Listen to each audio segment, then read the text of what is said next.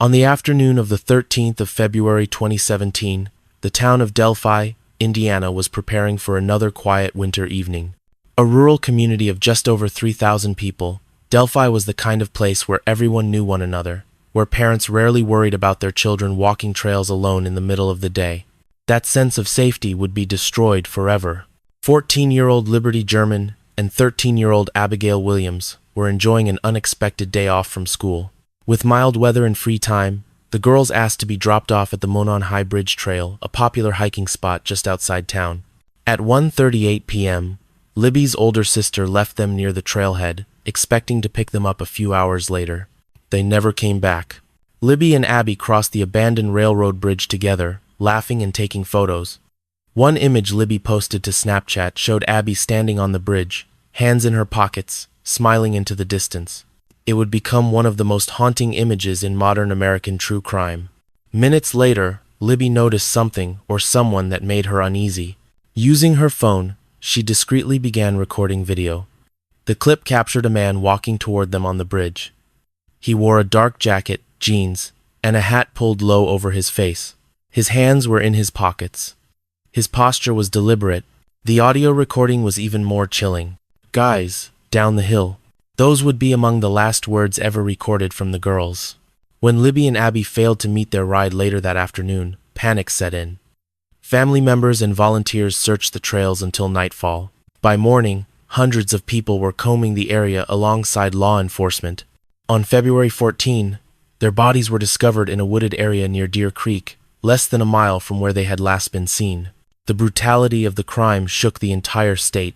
Details of how the girls were killed were intentionally withheld from the public.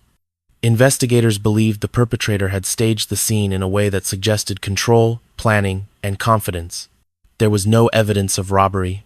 This was not a crime of opportunity, it was targeted. From the beginning, investigators made an unprecedented move. They released the suspect's image and voice to the public, hoping someone would recognize him. The man on the bridge became known simply as Bridge Guy. Years passed. Leads poured in, tens of thousands of them. Tips came from across the country, sketches were released, and then replaced. Each new development reignited hope, only for it to fade again. Delphi became synonymous with unanswered questions. How could a man commit such a crime in broad daylight and vanish? Behind the scenes, investigators never stopped working. Then, in October 2022, nearly 6 years after the murders, everything changed. A 50-year-old Delphi resident named Richard Allen was arrested and charged with 2 counts of murder. Allen was not a drifter. He was not a stranger passing through town. He lived in Delphi. He worked at the local CVS pharmacy. He had even spoken to police shortly after the murders, telling them he had been on the trail that day. At the time, nothing about him raised alarms. But investigators later revisited that interview. According to probable cause documents, Allen admitted he was on the Monon High Bridge Trail around the same time Libby and Abby were there. He acknowledged wearing clothing similar to the man in the video. He placed himself at the scene voluntarily. What investigators had lacked in 2017, they now had in 2022: time, technology, and context. A critical piece of evidence came from an unspent .40 caliber cartridge found near the girls' bodies. Forensic analysis later matched markings on that cartridge to a firearm owned by Allen. Prosecutors alleged the round had been cycled through his gun during the crime. Allen was taken into custody quietly. As news spread, disbelief rippled through Delphi. Customers who had interacted with Allen at CVS replayed years of casual conversations in their minds. Parents questioned how someone so familiar could be capable of such violence. In court filings, prosecutors alleged Allen acted alone. The defense countered that the evidence was circumstantial and deeply flawed. The case quickly became one of the most closely watched criminal proceedings in the country. As of today, legal battles continue. Pretrial hearings, motions, and challenges dominate the process. Richard Allen maintains his innocence. For the families of Libby and Abby, the arrest brought a measure of relief, but not peace. Their daughters' names had become symbols of resilience, advocacy, and the relentless pursuit of justice. Delphi was changed forever on that February afternoon. 2 girls went for a walk. A small town lost its innocence. And a question still hangs in the air whether the truth, when fully revealed, will finally bring closure or only deepen the scars. In the months after the Delphi murders, fear settled quietly across Indiana's trail systems. Women hiking alone began carrying pepper spray. Some stopped using public trails altogether. Others only went in groups. The image of a man approaching two girls on a bridge had burned itself into the public's mind, and many began to wonder if the threat had never truly left. Then reports started coming in. Across Indiana and neighboring states, women described the same disturbing pattern. A man appearing suddenly on trails, watching them, following them, making crude comments, sometimes exposing himself. The encounters were brief but deeply unsettling, and in several cases, the man looked eerily similar to the suspect in the Delphi case. In September 2017, a woman hiking on the Prairie Creek Reservoir Trail near Muncie noticed a man watching her from the woods. When she tried to leave, he followed her, closing the distance. She ran to her car and escaped, but not before getting a clear look at his face. Days later, another woman reported a nearly identical encounter. Then, another. Authorities began to realize these weren't isolated incidents. On the 24th of September 2017, in Greenwood, Indiana, a woman jogging on the Pensy Trail noticed a man repeatedly appearing behind her. When she confronted him, he exposed himself and made sexually explicit remarks. She fled and contacted police. Surveillance footage from nearby businesses captured the suspect walking calmly away from the scene. His name would soon become public: Daniel Nations. Nations was a drifter, moving frequently between states, often living out of his car or staying briefly with acquaintances. He had a history of erratic behavior and prior arrests related to harassment and indecent exposure, but until now, he had managed to stay largely off law enforcement's radar. That changed quickly. As police released Nations' photo, tips flooded in. Women from Indiana, Colorado, and even as far away as Ohio recognized him immediately. They described the same behavior trails, isolation, sudden appearances, and a chilling sense that something far worse could have happened. Then came the question everyone was afraid to ask. Could this man be connected to the Delphi murders? Law enforcement was careful with their words. They confirmed Nations was being investigated but stopped short of naming him a suspect in the killings. Still, the similarities were impossible to ignore. He frequented trails. He targeted women. He appeared confident, unafraid, and persistent. Most disturbingly, Nations had been in Indiana at the time of the Delphi murders. In September 2017, Nations was arrested in Colorado after another trail encounter. He pleaded guilty to felony stalking and was sentenced to 3 years in prison. For many, his incarceration felt like a temporary sense of safety, but not closure. Investigators from Indiana interviewed Nations extensively. They searched his digital devices. They tracked his movements. They questioned him about Delphi. Nations denied any involvement. There was no physical evidence tying him directly to Libby and Abby's murders. No DNA, no weapon, no witness placing him on the Monon High Bridge that day. Despite public speculation, authorities eventually stated that Nations was not the man captured in Libby's video, but the damage was already done. For months, rumors spread online.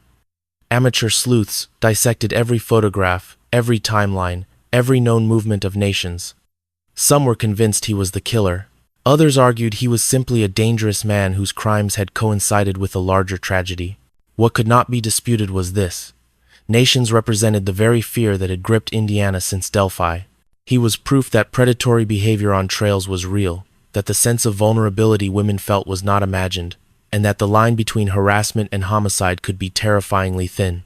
Psychologists who later reviewed the case described Nations as someone who derived power from fear. His actions were not impulsive.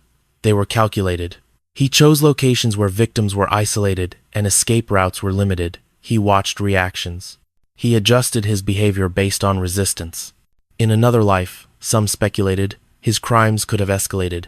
Instead, Nations was stopped before that could happen. In 2020, while still incarcerated, Daniel Nations died by suicide in prison. He was 35 years old. With his death, questions died with him. Was he simply a serial stalker who thrived on terror but never crossed into murder? Or was he a man capable of far worse, whose path intersected briefly with one of Indiana's darkest crimes? Authorities have maintained that Nations was not responsible for the Delphi murders, but for many residents, his story remains permanently entangled with Delphi not because of evidence, but because of timing, fear, and proximity. Daniel Nations may not have killed Libby and Abby, but he helped reveal something just as unsettling: that the trails, bridges, and quiet paths people trusted were not as safe as they believed. And that sometimes the most terrifying danger is not the one that strikes, but the one that watches, waits, and walks away. To the outside world, Herbert Baumeister embodied success. He lived in a sprawling 18-acre estate known as Fox Hollow Farm in the wealthy suburb of Westfield, Indiana. He drove luxury cars. He owned a chain of Save-A-Lot thrift stores that made him a millionaire. He was married with 3 children. Neighbors described him as eccentric but harmless. Behind the manicured lawns and gated driveway, something far darker was unfolding. In the early 1992s, Indianapolis police were struggling with a troubling pattern. Gay men, many of whom frequented bars and clubs along the city's nightlife corridor, were disappearing. Some were estranged from their families. Others lived transient lives. Reports were filed, but leads were scarce. At first, the disappearances seemed unrelated. Then, one woman refused to let it go. Julie Bonomi was married to one of the missing men, Richard Hamilton. When her husband vanished in 1993, police initially suggested he may have left voluntarily. Julie didn't believe it. Richard had been making plans. He had no reason to disappear. She began investigating on her own. Julie learned that shortly before vanishing, Richard had mentioned spending time with a wealthy man who lived north of Indianapolis. The man had money, a big house, and liked to host parties. His name was Herb Baumeister. When Julie brought Baumeister's name to police, it raised eyebrows, but not enough to act. There was no body, no crime scene, no concrete evidence. Then, in 1994, a man named Tony Harris came forward with a chilling story. Harris said he had met Baumeister at a gay bar and accepted an invitation back to Fox Hollow Farm. What followed was surreal and terrifying. Baumeister showed him mannequins positioned around the house as if they were watching. He played disturbing videos. Then, during sex, Baumeister suddenly attempted to strangle him. Harris fought back and escaped. This time, police listened. They obtained a search warrant for Fox Hollow Farm in June 1996. At first, the search yielded nothing. The property was massive. Thick woods covered much of the land. Then investigators found bone fragments protruding from the soil. As digging continued, the scale of the horror became clear. Human remains were everywhere.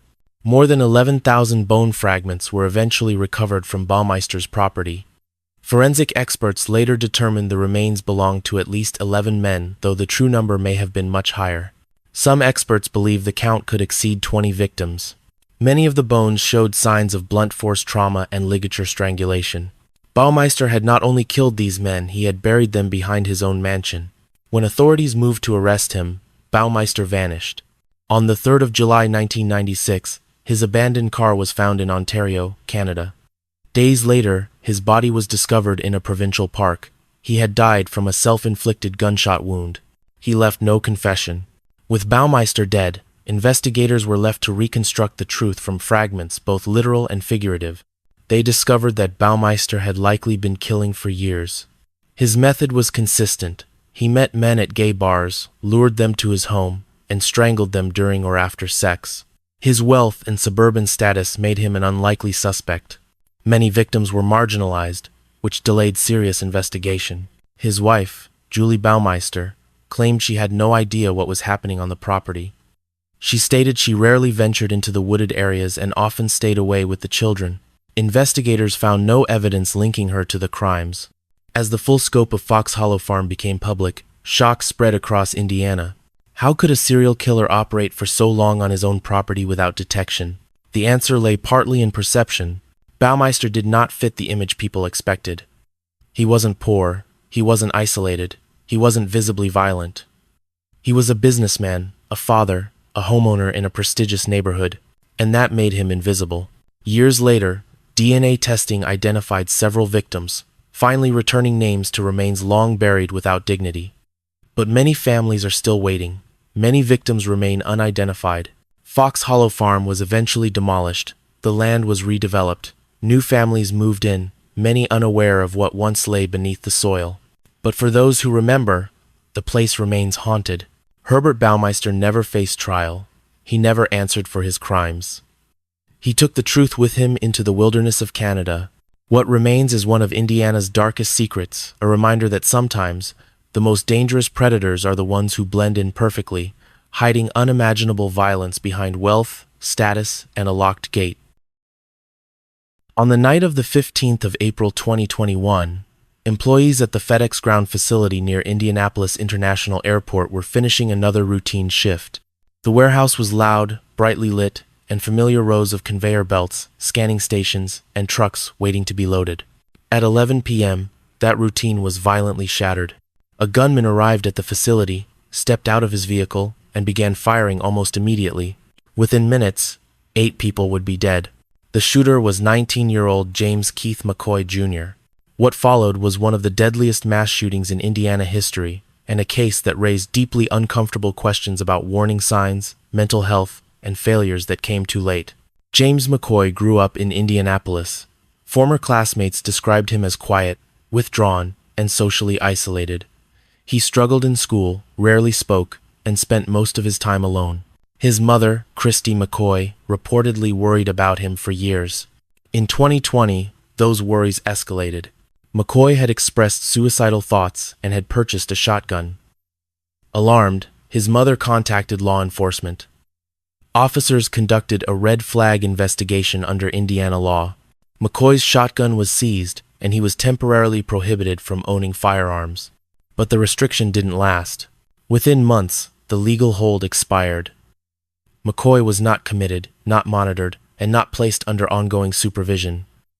He later legally purchased 2 rifles. The system moved on. McCoy did not.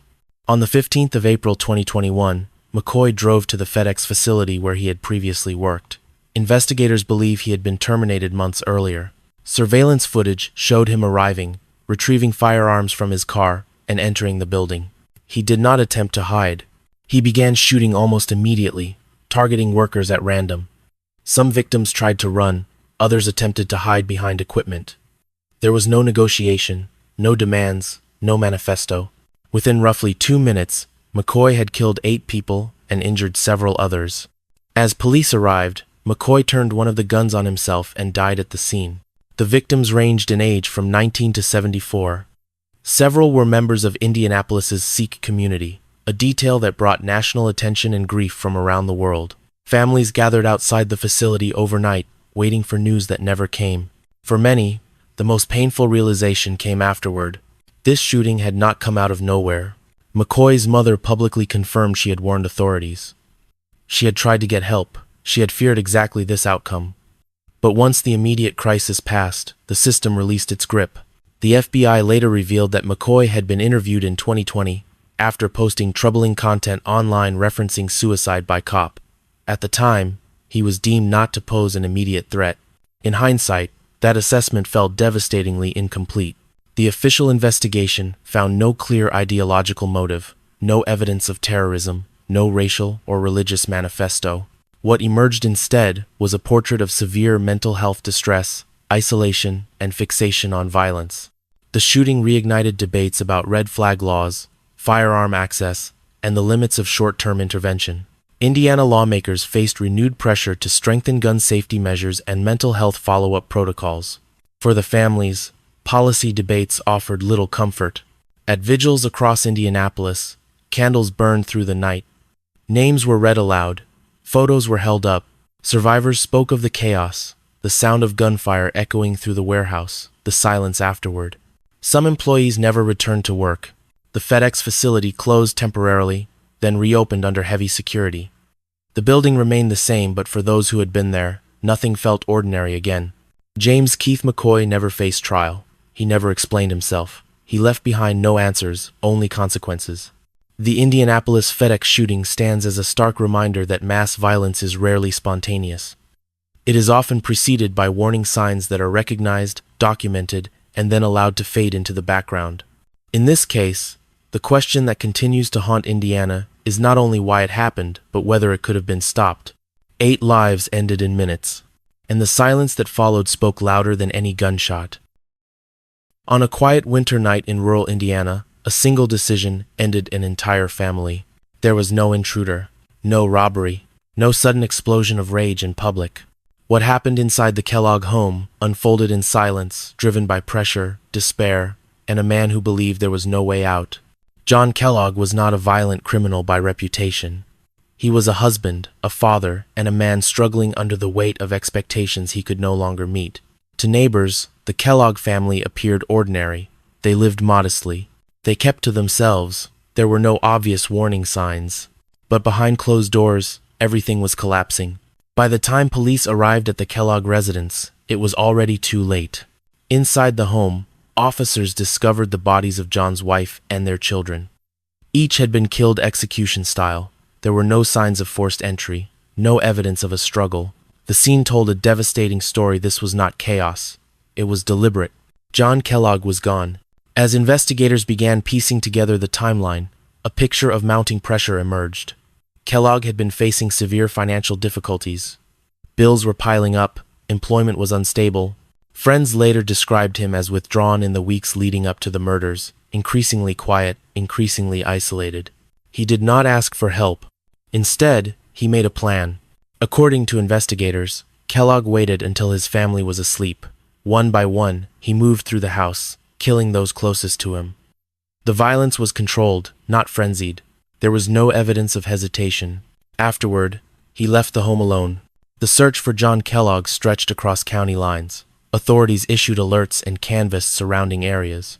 For a brief period, there was hope he might be found alive, perhaps ready to explain what had happened. That hope faded quickly.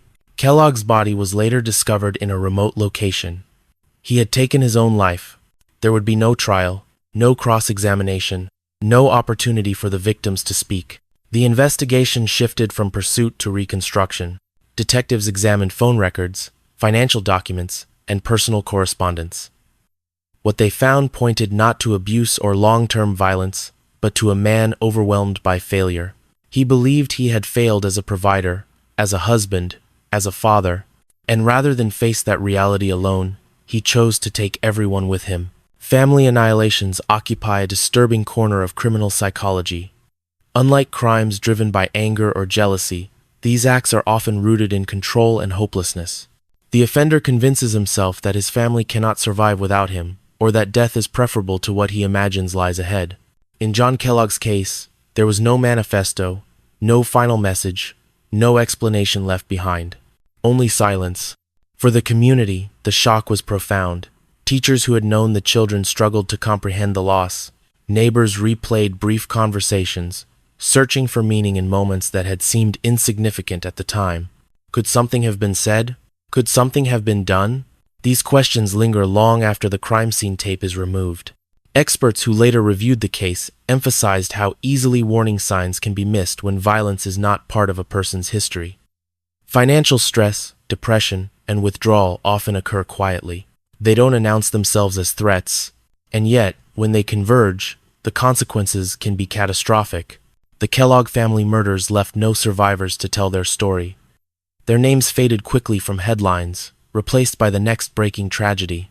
But within Indiana, the case remains a haunting reminder of how devastation can grow unnoticed inside ordinary homes, in ordinary neighborhoods. John Kellogg was not hunted by police. He was not exposed by evidence. He was not stopped.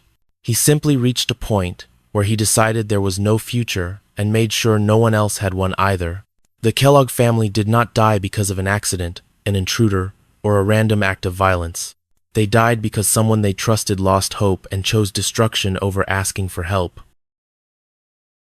On the 16th of January, 2009, air traffic controllers lost contact with a small single-engine plane flying over northern Alabama. Moments earlier, the pilot had issued a calm but urgent distress call, claiming his windshield had shattered and he was bleeding badly. The plane spiraled downward and crashed into a swamp near Milton, Florida. The pilot was presumed dead.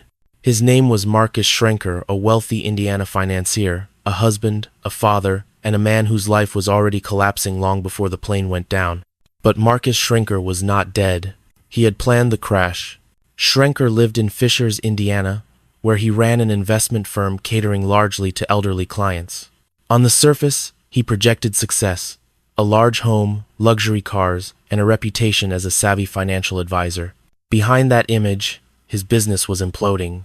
By late 2008, Schrenker was under investigation for massive financial fraud. Millions of dollars belonging to clients had vanished, lawsuits were mounting, regulators were closing in. His personal life was unraveling just as fast. His marriage to his wife, Lori Schrenker, was in crisis. Friends later testified that Lori feared Marcus. She had discovered financial irregularities. She had told people she planned to leave him. She was also worried he might hurt her if everything fell apart. Then, on the 1st of December 2008, Lori was found unconscious in the couple's home. At first, Marcus claimed it was an accident. Investigators quickly saw otherwise. Lori had suffered severe head trauma. Evidence suggested she had been struck repeatedly. Prosecutors later alleged Marcus attacked her after she confronted him about the fraud. Lori survived but was left with permanent brain damage. She could no longer speak clearly or live independently. Within weeks of that assault, Marcus Schrenker disappeared. He withdrew large sums of cash, emptied accounts, and purchased survival gear. Then he boarded his plane and executed one of the most bizarre escape attempts in American criminal history. Mid-flight, Schrenker deliberately shut off the fuel, released the windshield, and parachuted out of the aircraft. The unmanned plane continued until it crashed, creating the illusion of a fatal accident.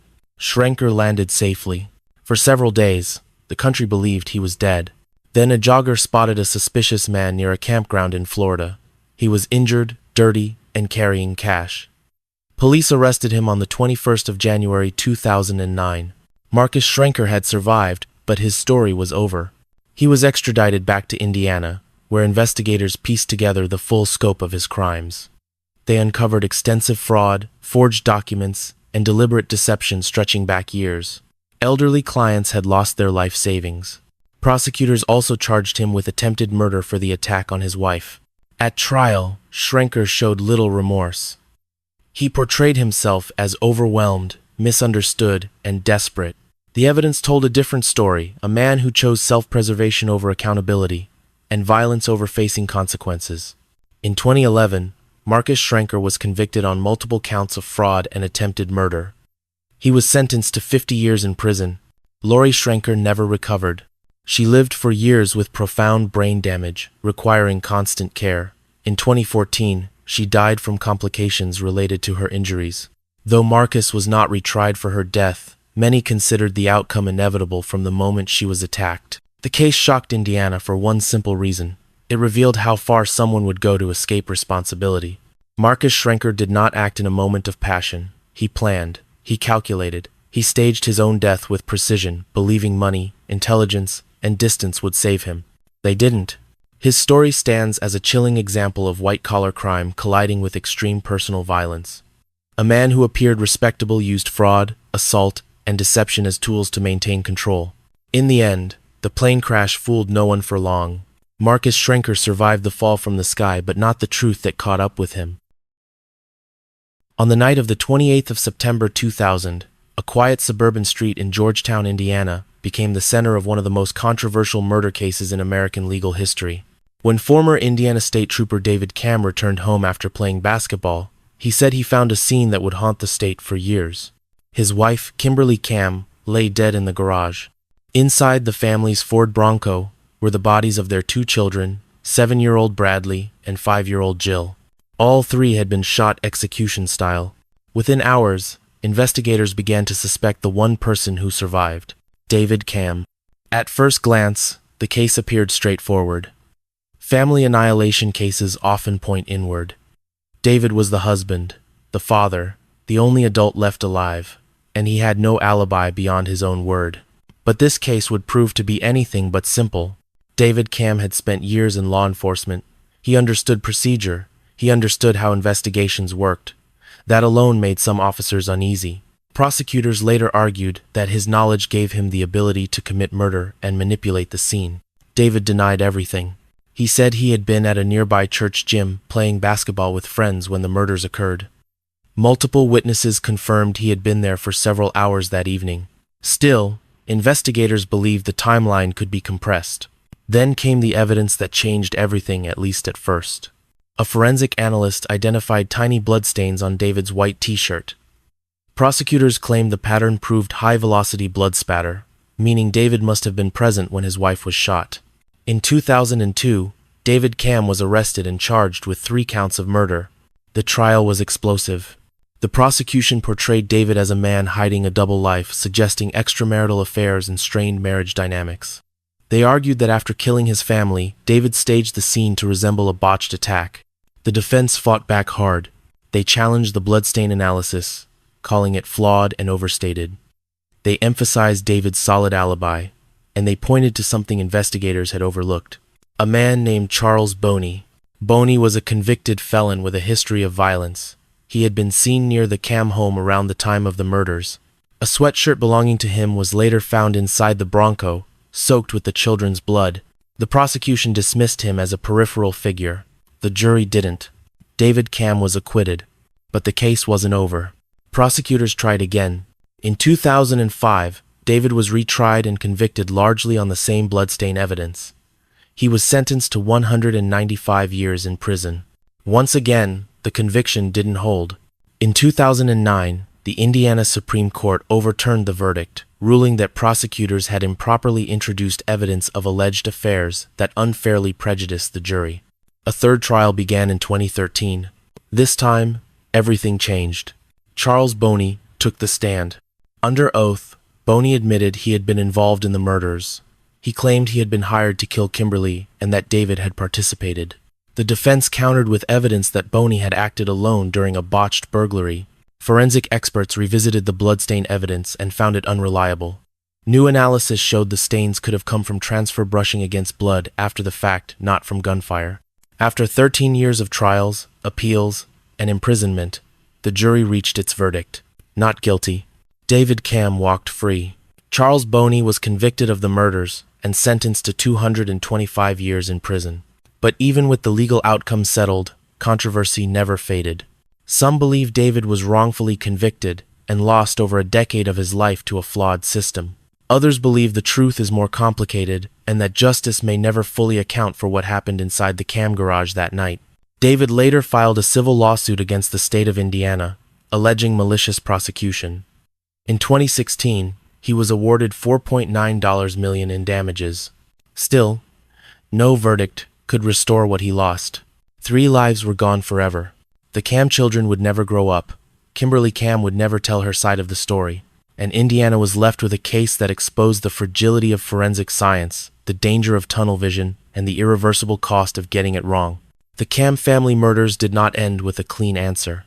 They ended with a warning that even in a system built on evidence and procedure, certainty can be an illusion, and the line between guilt and innocence can be far thinner than anyone wants to admit. In the summer of 2016, fear returned to the backroads and lakeshores of northern Indiana and Michigan. Young women were disappearing, not from dangerous neighborhoods, not from unfamiliar places, but from ordinary moments riding a bike, walking near a lake, enjoying a warm summer afternoon. One of them was 18-year-old Jessica Hiringa. On the night of the 26th of April 2013, Jessica was working the late shift at a gas station near Muskegon Lake. She was a college student, saving money, planning her future. Shortly after closing time, customers noticed something was wrong. Her car was still parked outside. The lights were on, but Jessica was gone. Inside the store, investigators found signs of a violent struggle. Blood, drag marks, evidence that someone had forced her out. For 3 years, there were no answers. Then, in June 2016, another young woman vanished. 16-year-old Sierra Jofin was riding her bicycle near her home when she disappeared. Her bike was found damaged along a rural road. Tire tracks led into a nearby cornfield. This time, investigators moved fast. Surveillance cameras from nearby homes captured a silver Chrysler Sebring driving repeatedly through the area. The footage was grainy, but enough to identify the vehicle. Within days, police traced it to a registered sex offender named Jeffrey Willis. Willis lived just miles away. When investigators searched his home, what they found changed everything. Inside a hidden basement room, police discovered a mattress, restraints, and evidence consistent with sexual assault. They also found clothing and DNA linked to Sierra Jofin. Her body was later recovered in the cornfield. The arrest of Jeffrey Willis sent shockwaves through the region. But investigators believed his crimes didn't start or end with Sierra. DNA recovered from Willis's home was entered into national databases. In 2017, it produced a devastating match. Jessica Hiringa. After 3 years of silence, her disappearance was no longer a mystery.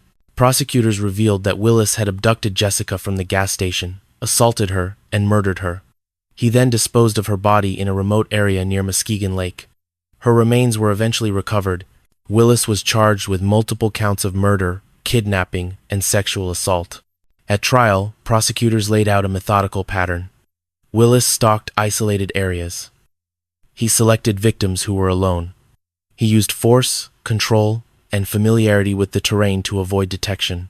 The defense attempted to suppress evidence, arguing unlawful searches and contamination. The court rejected those claims.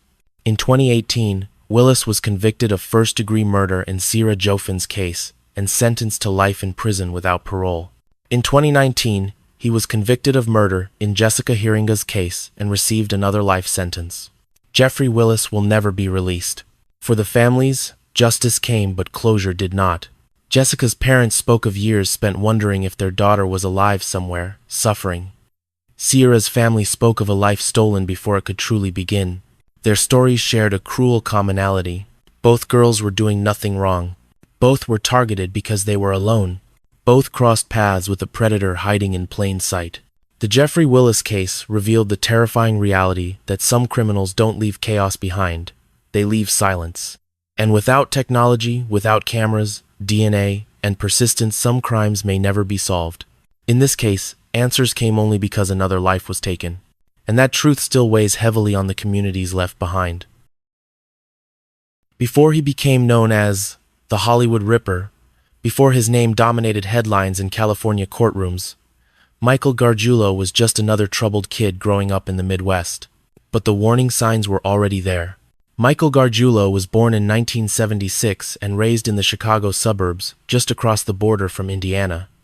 Friends and classmates later described him as volatile, obsessive, and prone to sudden rages. He struggled with substance abuse, violent fantasies, and an inability to accept rejection traits that would later define his crimes. In the late 1992s, Gargiulo drifted between Illinois and Indiana, often staying with friends or acquaintances. During this period, investigators believe he committed his first known murder. On the 21st of February 2001, 18-year-old Ashley Ellerin was found brutally stabbed to death in her Hollywood apartment. But long before that, Gargiulo's violent tendencies had already surfaced closer to home.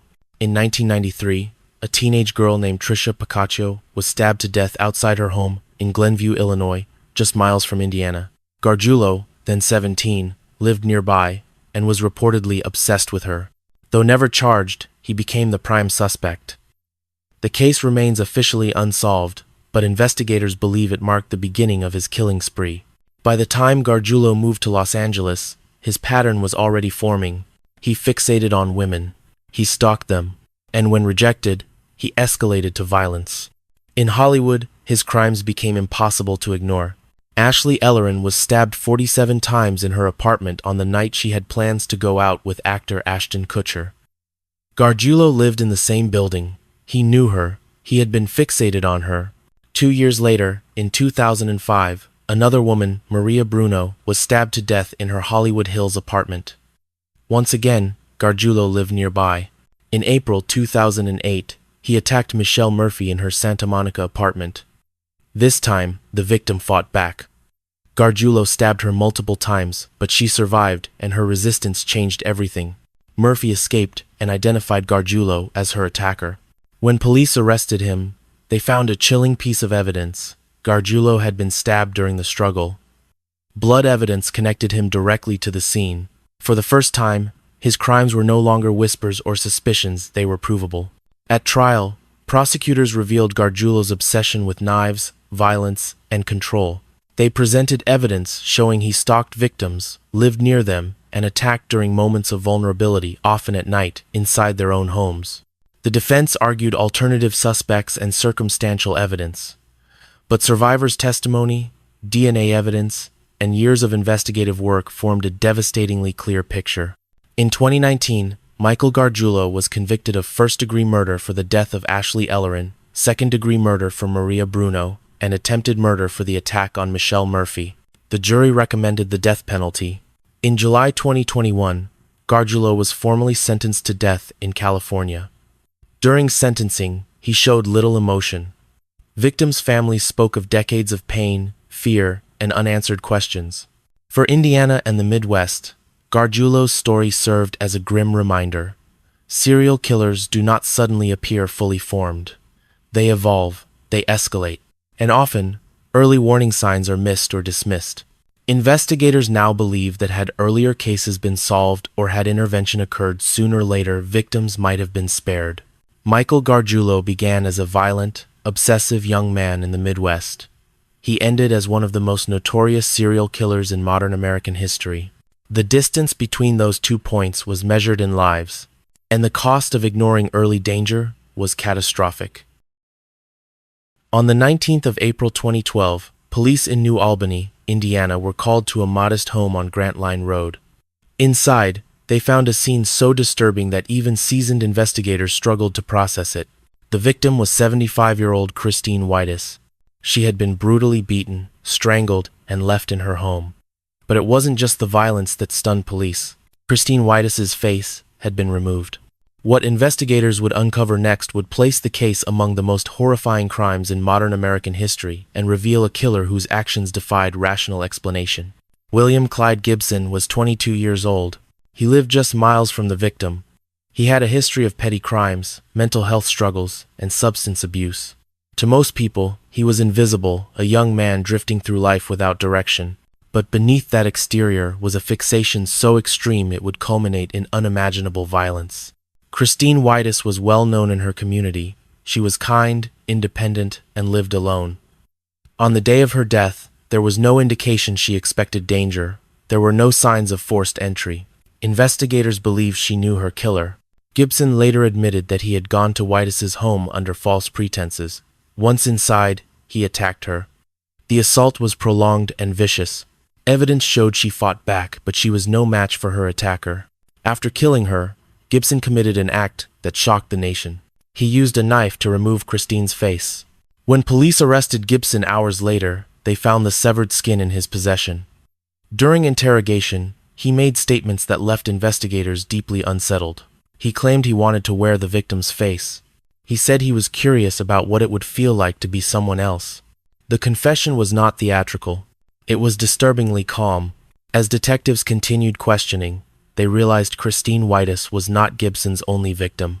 Just days earlier, 66-year-old Christine Marty Hamilton had been attacked in nearby Clarksville, Indiana. She survived, but only barely. Gibson later confessed to that assault as well. He admitted he had intended to kill her too. The pattern was escalating. Prosecutors moved quickly. Gibson was charged with murder, aggravated battery, and abuse of a corpse. The state initially sought the death penalty, citing the extreme brutality and depravity of the crime. The case drew national and international attention. Psychiatrists evaluated Gibson and diagnosed him with severe mental illness, including psychotic features and violent fantasies. But experts agreed on one thing: he was legally sane at the time of the crime. He knew what he was doing, and he knew it was wrong. In 2013, William Clyde Gibson pleaded guilty to murder in exchange for the death penalty being taken off the table. The judge sentenced him to 65 years in prison, the maximum allowable under the plea agreement. During sentencing, family members of the victim spoke through tears. They described Christine Whitus as a loving mother, grandmother, and friend. They struggled to comprehend how her life ended not just in violence, but in desecration. Gibson addressed the court briefly. He offered an apology, but his words could not bridge the distance between remorse and reality. He will be eligible for release only in old age, if at all. The face-stealing murder forced Indiana to confront a question that surfaced again and again throughout this series. How does someone become capable of something so extreme? There was no financial motive, no revenge, no relationship conflict, only obsession, mental instability, and unchecked dissent. Unlike many killers in this series, Gibson did not hide behind a normal life or a respected position. He was not wealthy, he was not successful, he was not trusted, he was simply dangerous. The case remains one of the most disturbing crimes Indiana has ever seen, not because of how it began, but because of how far it went. Christine Whitus lost her life in a way no human being ever should. And Indiana was left with a chilling reminder: sometimes, evil doesn't need a reason, it only needs opportunity. Indiana is often described as quiet, familiar, and safe. A state of small towns, family neighborhoods, and routines built on trust.